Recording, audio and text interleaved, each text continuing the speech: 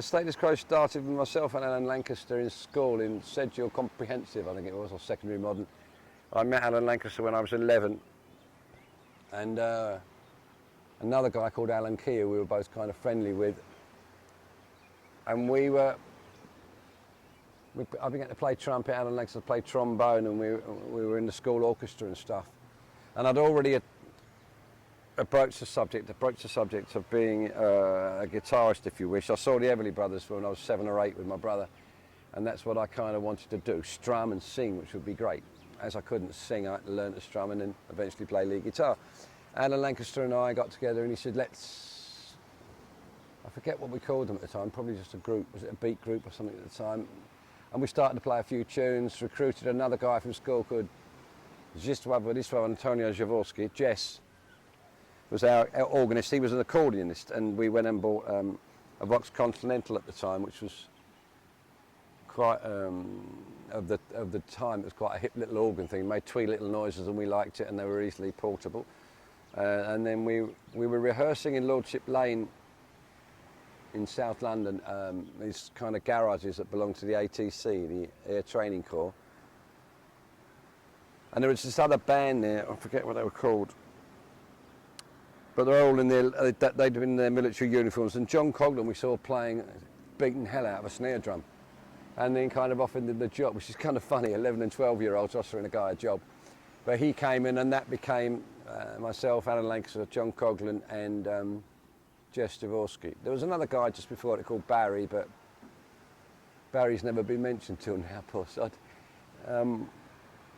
And we kind of kept rehearsing at Jess's house or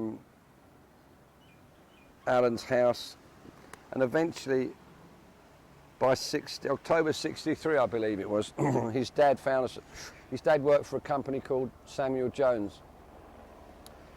Yes, Alan Lancaster's dad worked for a company called Samuel Jones, and I think he saw us procrastinating somewhat. We weren't going to do anything. And this, I think, happens to a lot of younger bands these days. That they have no representation or no one's particularly interested in them. Our parents wouldn't be any good at that. And I don't think a parent punting for their children is a very good idea. And Samuel Jones had a sports ground in East Dulwich. A lovely little place, which is no longer particularly lovely. And he got us a gig there, and I think the first night there we used a birdcage stand for a microphone and I don't know. And I think one AC30 we used between us. But anyway, we did that first gig.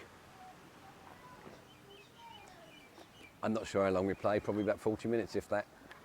And I would not go on until Alan Lancaster's mother got there, who Alan Lancaster's mother and father were such an influence on my life. When I met them, they seemed, their whole family seemed so tough, and so I learned to see if I could be like them. And I would not go on, go and stand in the corner and play until Alan Lancaster's mother got there. She got there, we did the, I'm going to say show, we did the thing. And they used to pass a hat around, and we got £5 in the hat, which was very good at the time. And the second time we played there, we got £2.10. So we were on a downward thing from the beginning. But and the very same night, a guy came up to us and said, "I want to manage you," like that. And straight away I said, "Well, you go and ask Alan's mum." I didn't say ask my mum or dad, I asked Alan's mum or dad. And May, Alan's mother, spoke to him for 5 minutes. She went like that. So we said, okay, that was our manager. And I think Pat Barlow, he was instrumental in making us. He must have driven people insane talking about his band, because he used to drive us insane talking about us. And this is what I've said to two of my sons and one of my daughters. It's very difficult to get representation. He just, whether he thought he was going to make millions or not, I don't know, but he believed in us, and he guided us through that very early period. And I thank him from the bottom of my heart. And that's how basically we started in school and did our first gig in October 1962 or 32. So I heard this documentary on Billy Joel, I'm talking, and his birthday, he said, around about the 10th or 12th of May, was the same as my father, and when I was listening to it, I thought, I'm not putting myself up as high as him, as it were, but he writes this in this very much the same way. He gets the chord sequence is what I get, and if the chord sequence doesn't set me going, then it gets ditched. I'm fascinated. I know Elton John, Reggie as I know him, will sit with a set of lyrics and go from that. To me, that's so weird. The amount of people come up to us and say, I've got a song for you, and they've got a bunch of lyrics. I want the melody. I need the melody. It's the melody that, for me, that makes anything work. If we can make a word sound right with it, and that's exactly what Billy Joel said. He's got the thing, then he's got to make the words sound right with that. You know, when you're, this one I've got ready for, there's the chorus. I'm going into this chorus going, and there are sounds. So when coming to the lyric, there have to be certain things that sound that way. And that's the only way I can describe how I write. Sheer luck, Gene Wilder. Everyone assumes Rick and I are blissfully happy. We've gotten on very, very well for many years, but it doesn't mean that it's that easy, or, you know, I'm sure I cheese him off a lot of the times, and he does with me. And I would probably like to think it's all about me, and he would probably like to think it's all about him, but I'm afraid it isn't. Something happens when we get together. It doesn't mean that either one of us isn't any good on his own. It just means that something happens, which is what goes back to where Stuart see. He keeps saying to us, there's something happen when you're on the screen. That does, again, I'm not trying to blow my own thingy up. We did Glastonbury the other year, and I got home and my wife's watching it in the bloody kitchen. And I can't stand having me on anywhere near at home. So I said, turn it off, please, turn it off. And I said, I'm going to go up and shower. And as I turned, we'd just finished the intro of Whatever You Want, and pair of us walked forward and went, da-da-da-da. And I thought, there is something. I don't know what it is, and I don't want to go into it or find out and mess with it. But for that split second, I thought, well, maybe there is. It's a bit late in life at 60, isn't it, really? What a dickhead. Leave it. Any young people that are a bit like get asked by their parents, I go and see to these schools a few times, and they ask the same question, what advice? And I say to leave it. Because if they had the tenacity to do what it takes, they won't listen to this silly old sod. But if they don't have what it takes, they'll take the advice of this wise old gentleman. Because most of the time, I think, particularly getting into it in the early stages, it hurts. I find that with the X Factor, although they say they're looking for that, they're not. But those guys that win, they're cute each week. Oh, isn't he cute, isn't he lovely? And as soon as he wins, then he's in competition with the rest of us, and it's kind of the shit hits the fan, and now you have to start. And I think they must all find that so difficult, because there's so much encouragement each week. They go from nowhere to playing the arenas, and it's all this. They've got makeup, dressing rooms, wardrobe, everything's there. And that's not how it actually is. And so I should think, as I said, that's the best advice. Leave it. But most of this stuff is PR driven. We have to understand that all forms of showbiz, movie and whatever else, is PR driven. And I always say that particularly in rock and roll, 95% of it is bullshit, and the other 5% of it is bullshit. So once you understand that, you know, that's how it is. We can't be telling the people what's round the back here. It looks fantastic, and that's what we want them to know. Same with movies and show. It's why it's called show business. It's why it is a show. That's time the show is on. It's a show. It's not real, everyone. Sorry. Nah. And the future plans. We're kind of committed till the end of 2013 or 14, something like that. As I said to you earlier, Rick and I particularly would like to do a little more of this. Whether it's because it's different than the day job, or whether we think we're good at it, or whatever the reasons are, I think we'd like to do a bit more of this. And this is the first year that I felt like I could retire. Up until now, I didn't think I could. But I think I've got no problem with becoming thoroughly domesticated and just being at home. And I can walk out into the garden in the studio and play and record some music. Perhaps I'm all right with that. But there are always future plans. It just goes on and on and on and on and on. Well, initially, it goes back to when we'd get photographs with Bruce. What was his from East End? Not from East End, from Coronation Street. I forget his name. Whatever his character name, and he kept coming to see us at Manchester. And we jokingly said one day, "Why don't you get us go in Coronation Street, we could sit in the back of the bar, and I was probably being Jack the Lad and mouthy because I really didn't fancy doing that. Our manager's a really big fan, and eventually a script came together, which I thought was funny, so we did it as much as I was nervous. Really enjoyed doing it, both of us.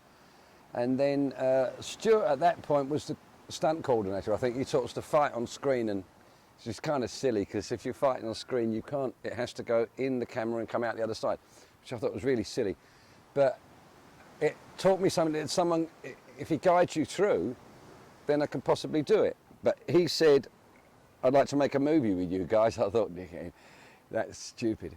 And he came up with a script some little time later, which was a bit more serious than this one is now, a bit more violent and an older audience. And it was going to be called Care Factor Zero, which in other words means who gives us.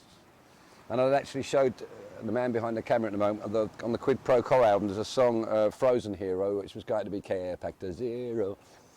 And where am I up to? Care Factor Zero. And then it had gone away, and I kind of relaxed, thought that's good, I'm going to do that. And I'm like that. I get really jumpy about things. That's the insecure show-off, and then thinks, well, why aren't you looking at me, or why don't you want me? In our rest period this year, we usually break up in late December and don't go back to work till March or something. And I was sat at home quite relaxed, and Simon Porter, our manager, came on and said that you'll never guess what, and of course I didn't. Hello.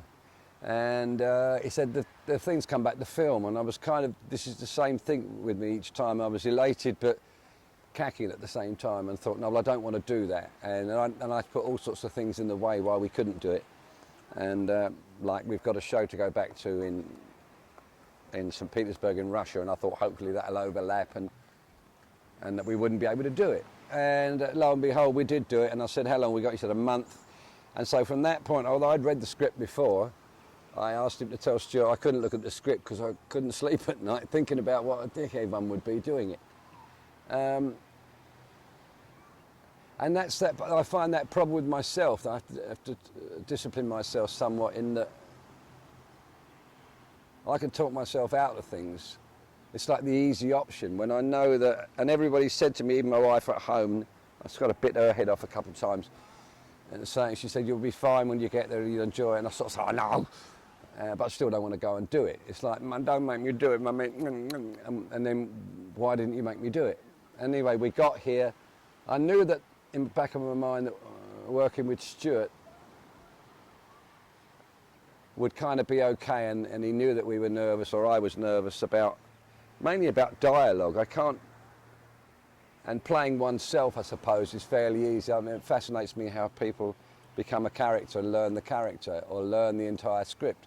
But I think if there's talk about possibility of doing a sequel to this, or other things have come up, so I think possibly now I might be able to read a script and learn the entire story, as it were. And I think that way the conversational thing would be much easier. And luckily with Laura and Craig and John Lovitz, the comedian, he kept making me corpse because he's so funny. He's one of those comedians who's got such a deadpan face. And so he does a great angry, but there's also, I can see a twinkle in his eye and he makes me laugh. So the whole thing actually has been a great learning curve and a great experience, and has made me kind of want to do more, because I'm very much aware that even if we can keep the thing of Status Quo going physically, and I've always said the Status Quo gig is very much a physical gig. If you don't commit to doing that thing, which is kind of silly, you know, run shapes and stuff, if you don't commit to doing it physically, it's kind of boring. And I know people laugh at that, but it is. It's boring for us to play, and it must be boring to listen to, unless there's a physical commitment, so the energy comes out. And I'm very much aware that him and I and the rest of the band perhaps won't be able to keep that going. And even if we do, it would be kind of a shadow of its former self. It must have that urgency, almost panic in it. And this would be a fabulous option. Very much aware that we aren't actors and won't become actors, but playing oneself should be okay. I've gotten better at playing myself in the last few weeks. And yeah, I'm kind of excited about it all. And we've got another 4 or 5 days shooting, and I'm actually panicking about packing going home already. I've been packing today and we're 4 or 5 days away. I get into that and our panic's coming out. But I know that I'm going to miss this. This is such a beautiful place too, which again, I didn't particularly want to come here. I don't necessarily like hot climates. But if I'm going to go to a hot climate, somewhere that's green and beautiful suits me other than somewhere that's arid and parched. But I woke this morning on the first down feeling I've had for about a month. When you wake in the morning kind of flat, you know. And but I'm very much aware I'm going to miss this, going to miss the people who are working. We've made lots of nice friends here. And I know now why actors, when they receive their awards, start blubbing and always talking about their crews. I mean, we have a crew that we at work on our day job that we've had for so many years that I probably take them for granted. And I think there's a danger with all people in the arts, as it were, in the entertainment business, that we take our crews for granted. And watching these guys work, if we were on set at 6:30 or 7 in the morning, those guys have already been there a while. And the same when we clear, they're just phenomenal concentration and dedication to something really that they could see is a couple of idiot rock and roll guys who want to make a movie and obviously don't know what they're doing. And I'm sure most of these guys, when they came into it, thought, well, I'll take it because I have to or I need the job, blah, blah, blah. But would much rather have been offered something more substantial in terms of arty, I suppose. But I'm enjoying myself immensely and don't want to stop, really. Damn. What's that John Lovett said? God damn it. He's really good at that. And he said, shut me in the butt. For some reason, that's funny when he says it. If we say it, it's not, is it? Obviously, we're supposed to put guns to our head and to get the certificate, I suppose. They've softened that. But what I was saying to Stuart, that's, I want to shoot somebody.